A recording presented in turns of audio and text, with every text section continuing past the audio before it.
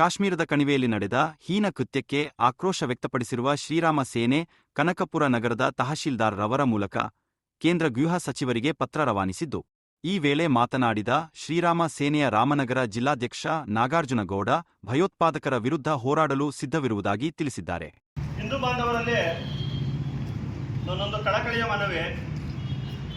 ತಹಶೀಲ್ದಾರ್ ಮುಖೇನ ಕೇಂದ್ರ ಸಚಿವರಾದ ಅಮಿತ್ ಶಾ ಅವರಿಗೆ ನಾವೊಂದು ಮನವಿಯನ್ನು ಕಳಿಸ್ಕೊಡ್ತಾ ಇದ್ದೇವೆ. ಕಾರಣ ಏನು ಅಂತ ಹೇಳಿದ್ರೆ, ನಿನ್ನೆ ಪ್ರವಾಸಕ್ಕೆ ಕಾಶ್ಮೀರಕ್ಕೆ ತೆರಳಿದಂತಹ ಪ್ರವಾಸಿಗರ ಮೇಲೆ ಮುಸ್ಲಿಂ ಮತಾಂಧರು, ಜಿಹಾದಿಗಳು ಗುಂಡಿನ ದಾಳಿಯನ್ನು ನಡೆಸ್ತಾರೆ.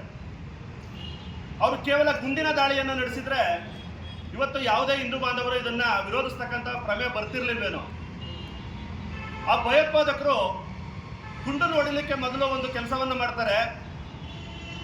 ಯಾರು ಅಲ್ಲಿ ಪುರುಷರಿದ್ರು ಅವರ ಪ್ಯಾಂಟನ್ನ, ನಿಕ್ಕರನ್ನ ಬಿಚ್ಚಿಸಿ ಆತ ಮುಸಲ್ಮಾನನ ಅಥವಾ ಬೇರೆ ಧರ್ಮಕ್ಕೆ ಸೇರಿದವನ ಅಂತ ಹೇಳಿ ಗುರುತಿಸ್ತಾರೆ.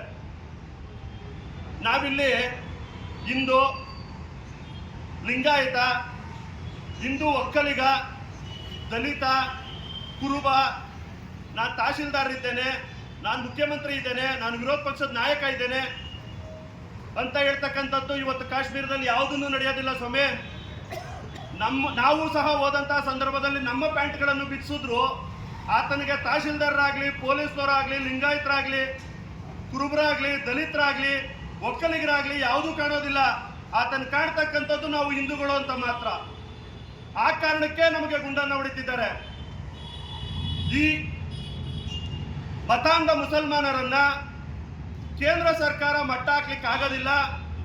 ಕಾಶ್ಮೀರನ ನಾವು ಶಾಂತಿಯುತ ಪ್ರದೇಶವನ್ನಾಗಿ ಮಾಡಲಿಕ್ಕೆ ಕೇಂದ್ರ ಸರ್ಕಾರಕ್ಕೆ ಸಾಧ್ಯ ಇಲ್ಲ ಅಂತ ಹೇಳೋದಾದ್ರೆ, ಹಿಂದೂ ಸಂಘಟನೆಗಳು ಅದಕ್ಕೆ ಪ್ರಬಲವಾಗಿದ್ದೇವೆ.